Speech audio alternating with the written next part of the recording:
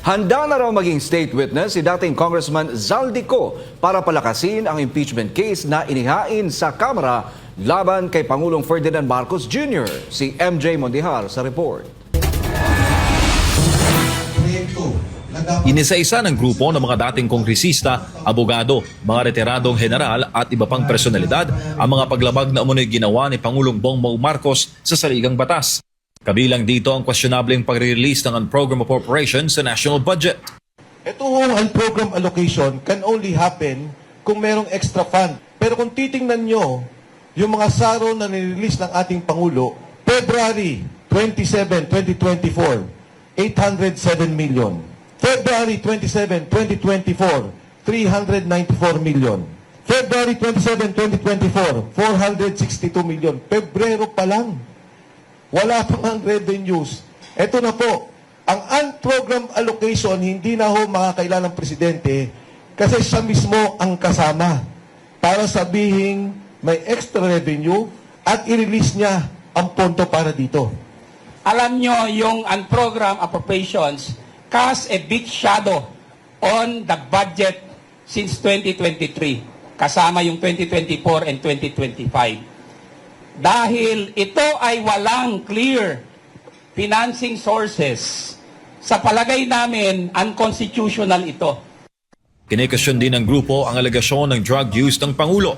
Ayon sa kanila, mismong kapatid na ng Chief Executive na si Senator Amy Marcos ang nagsabing gumagamit umano ng cocaine si President Marcos Jr. Sa Pilipinas, mahigpit na ipinagbabawal ang paggamit at pagbebenta ng illegal drugs na may kaparusahang kulong. Noong rally po, nung nakaraan ng INC from November 16 to 18, nagsalita ho si Senator Amy Marcos at sinabi din niya ang problema ng ating presidente. Napakahirap po nun bilang kapatid para sabihin mo yon. Galing mismo sa kanyang kapatid, kay Amy.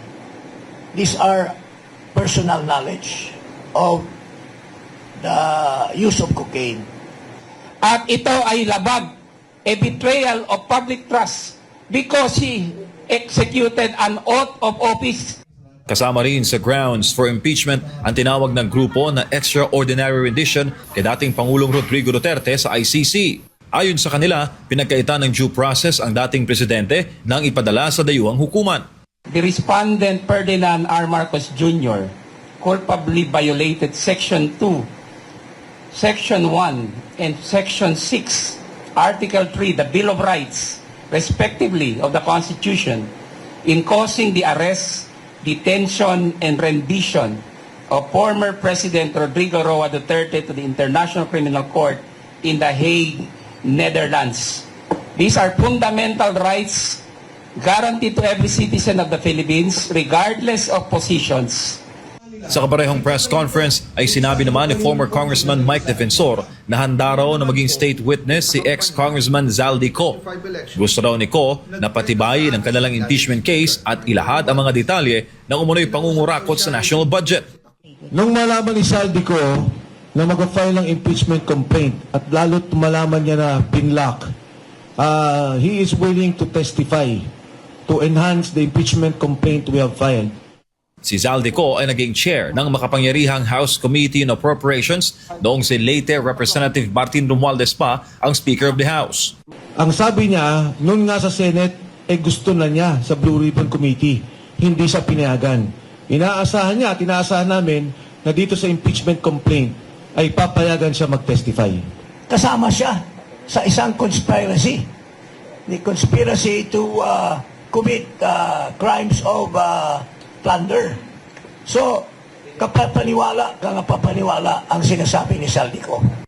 Samantala, nanawagan ng grupo sa taong bayan na bantayan ang issue dahil nakikita nilang ilulusot ng Kamara ang naunang impeachment case na isinampa laban sa Pangulo. Si Attorney Andre De Jesus ang unang complainant at endorsed ang reklamo ni Pusong Pinoy Party List Representative Jet Nisay. Ayon sa grupo, mahina ang reklamo ngunit ito raw ay tinanggap upang matrigger ang one-year bar rule sa impeachment. Layunin umano nito na hindi masampahan ng bagong reklamo ang presidente sa 2027, isang taon bago ang 2028 presidential elections.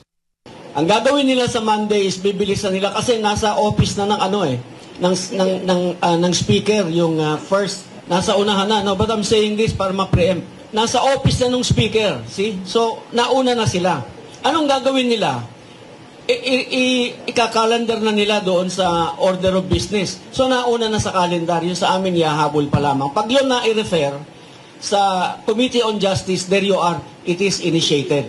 Ito po ay complaint ng Pilipino na naghihikahos.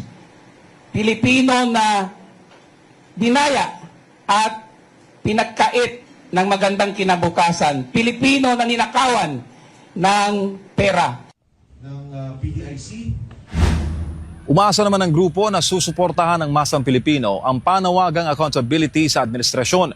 Magpupulong naman sila sa darating na weekend para pag-usapan ang kanilang susunod na hakbang, lalo pat magbubukas na ang regular session sa Kamara sa darating na Lunes.